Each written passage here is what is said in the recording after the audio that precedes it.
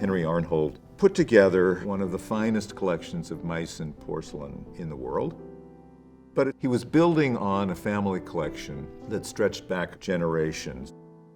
What I think is palpable in this collection is a story of how objects can reflect a whole life, a culture, a family, and how they can have extraordinary meaning about what matters most.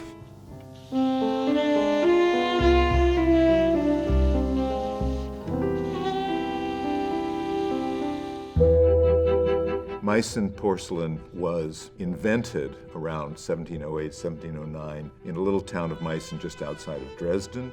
Europeans had been importing Chinese porcelain for centuries and had tried to figure out the secret recipe of how to make it and failed. Until in Meissen, finally the right composition of the paste, the right temperature in the kilns was discovered, and so the first true European porcelain was made. Many of the first pieces take their cue from Chinese or Japanese porcelain, but the Europeans are filtering it through their own interests. Meissen porcelain comes out of a culture of the most extraordinary sophistication. What you have in Meissen is really a quintessence of European culture in the 18th century. It's wonderful. Henry's family came from Dresden. His grandfather, Georg, began collecting Impressionist art, German art. Then Henry's father, Heinrich, and his mother, Lisa, started collecting French Impressionist art, German Expressionism, and Meissen porcelain. As the troubles began in Germany and war years approached, the Arnholds left, those who could. His mother, Lisa, moved to the United States with the porcelain collection. The destruction of Dresden is one of the great tragedies of the Second World War. If the collection had remained there, it might well have been completely destroyed.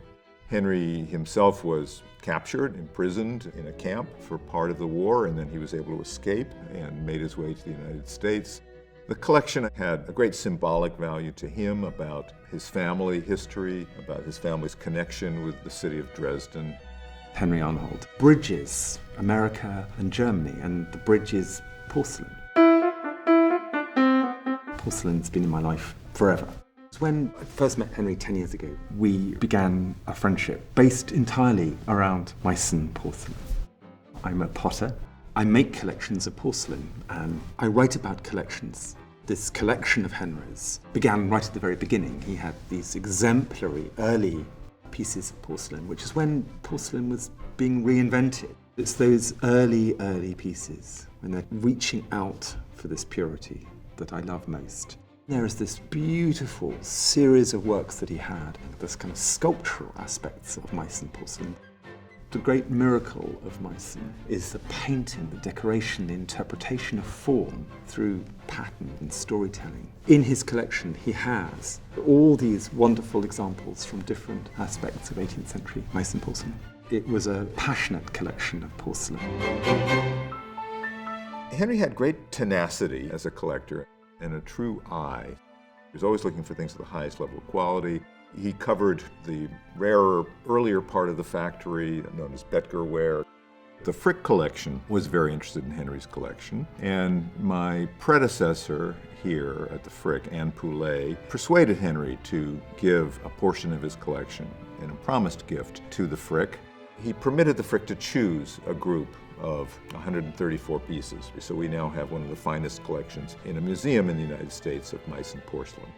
Reflecting on Henry and his extraordinary, generous legacy to museums across America, to Dresden, to his foundation, at the heart of it was this collection of Meissen that he put together, that he inherited and grew.